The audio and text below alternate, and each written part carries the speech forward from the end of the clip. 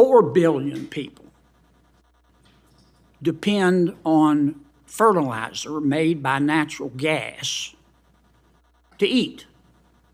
If we didn't have natural gas, 4 billion people would starve to death. What do we do about that? So that is, fuels. I mean, that's precisely the challenge that we need to be confronting. Oh my gosh, Senator John Kennedy, one of our favorites, once again in the hearing room, and you're going to love it. He goes after Jamie Raskin this time.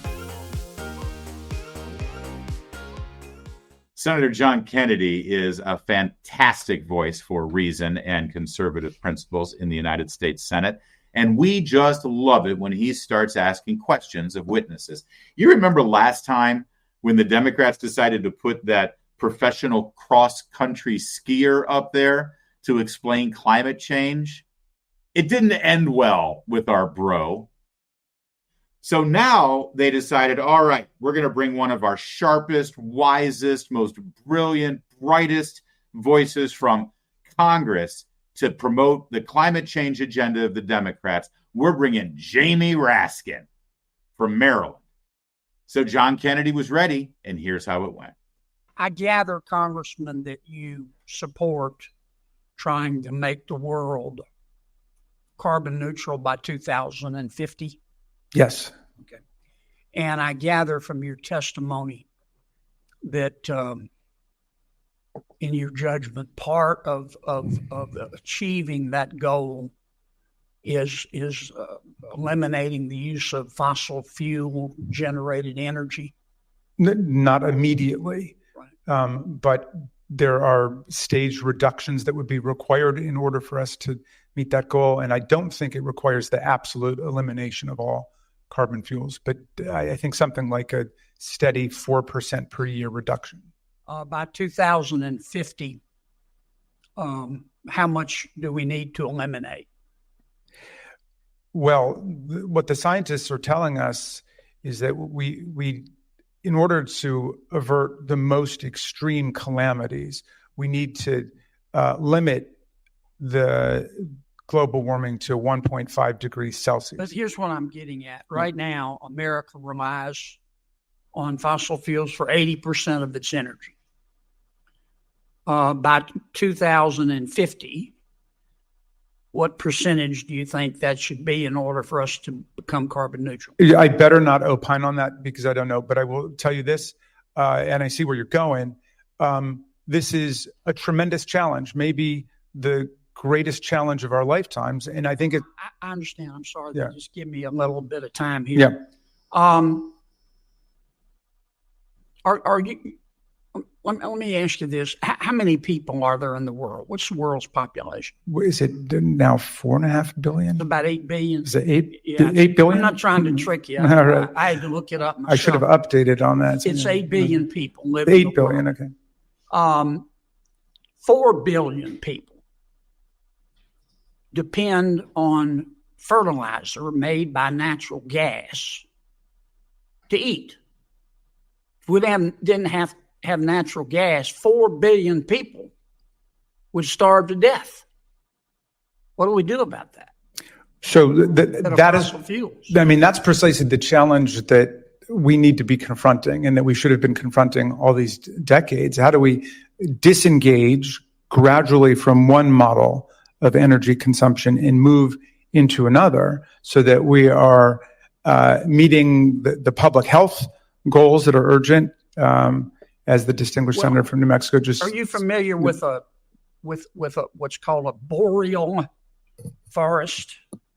No, only in the most forests in the northernmost part of the world, just below the Arctic, in North America, in Eurasia. Millions of acres burn there naturally every year. The fires are less today than they were 150 years ago, but obviously forest fires produce carbon. And I was reading a study this weekend. I want to get my facts straight here. They said the carbon released by these naturally occurring forest fires and in boreal forests. Nobody lives there. Let's see. Wildfires in the boreal forests in North America and Eurasia in 1 year, 2021, released double the amount of all global CO2 produced in 2001. And 3 times as much as the Inflation Reduction Act is projected to reduce by 2030. My point is, the Inflation Reduction Act is going to end up costing about $1.2 trillion. Presumably, there are estimates about how much carbon it will reduce by 2030. American people are going to spend a lot of money, $1.2 trillion. For what?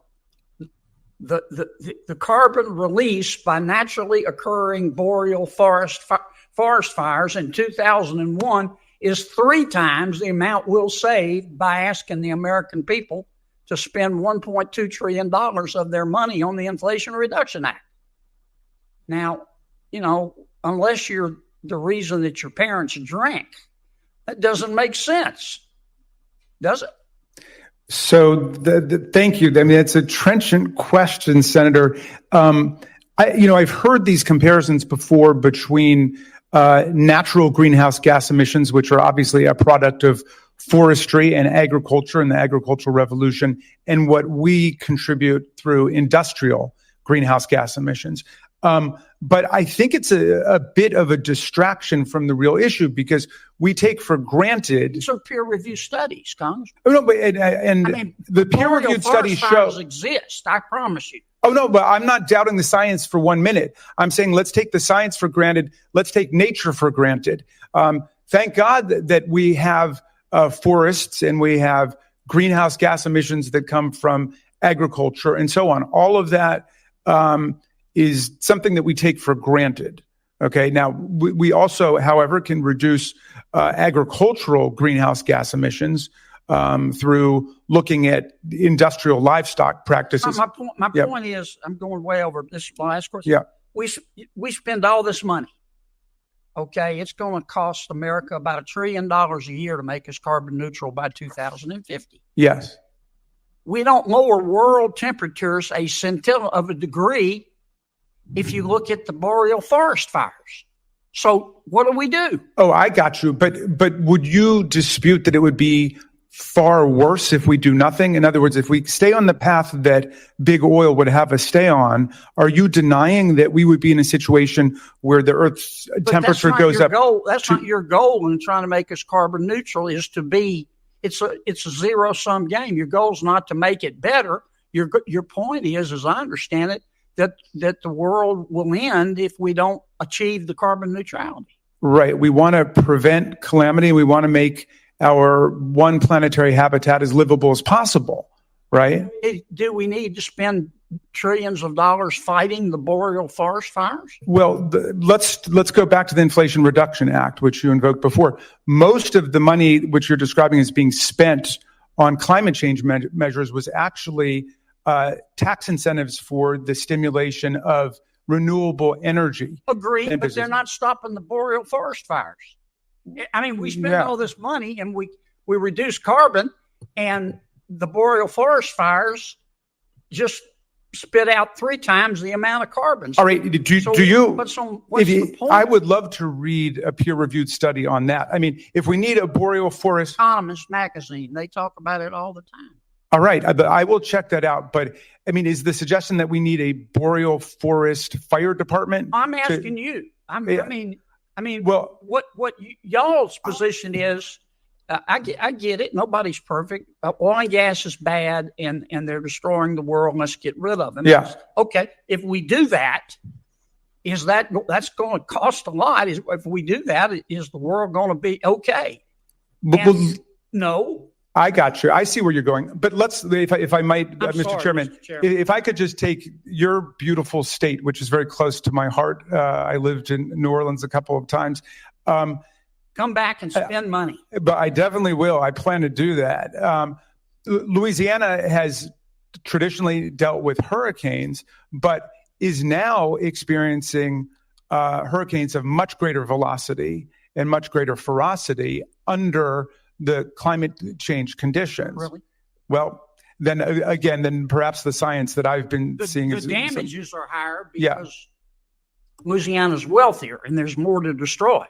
But if you look at the studies on the intensity, they're about the same. All right, but Kennedy, Senator Kane is waiting to proceed. If you don't We were mind. just having a good talk. No, and I'm enjoying this. No, you Actually, are. I'm not appreciate it. complaining. I'm sorry, Timmy. I'm sorry. Thank you, Congressman. Yeah, thank you, Senator. And that you saw exactly what was going on there. Raskin wasn't ever actually answering the question, and either he truly is moronic and didn't understand the point Kennedy was making, or he was playing dumb because he doesn't want to face the reality of the question. What, we need a Borean fire department? No, the point is you can do all of this and spend all of this money that we don't have to achieve this goal that you can't define and refuse to tell us if it will even make a discernible difference in moving the needle on climate change. But the whole goal is to reduce carbon emissions. And we do all of that, and then we get one forest fire in one country, like the Borean forest fire, and it's all negated. Or let's say we get a volcano, and it's all negated. Or even more importantly, you turn to the country of China. This is video of Sichuan province. Those are coal-powered factories. You know, the kind of factories we're not allowed to make anymore here in America, and God forbid in the United Kingdom or any other Western European country in the Western civilized world. But in China and in India, oh, they're all over coal. They can't quit coal. They love their coal. For every coal plant we shut down here, they make, 17,000 of them. I'm exaggerating. I don't know what the number is. They now emit more CO2 than any of the entire developed world combined. Can I say that again? China emits more carbon dioxide through their plants like this than every single other country on the planet combined. All the sacrifices that we're asked to make, all the money that we're asked to spend, every kind of stupid idea that the Biden administration and AOC and Bernie Sanders have embedded into our government under the guise of the Green New Deal that nobody ever voted on. The one time they did vote on it, it wasn't called the Green New Deal. It was called the Inflation Reduction Act.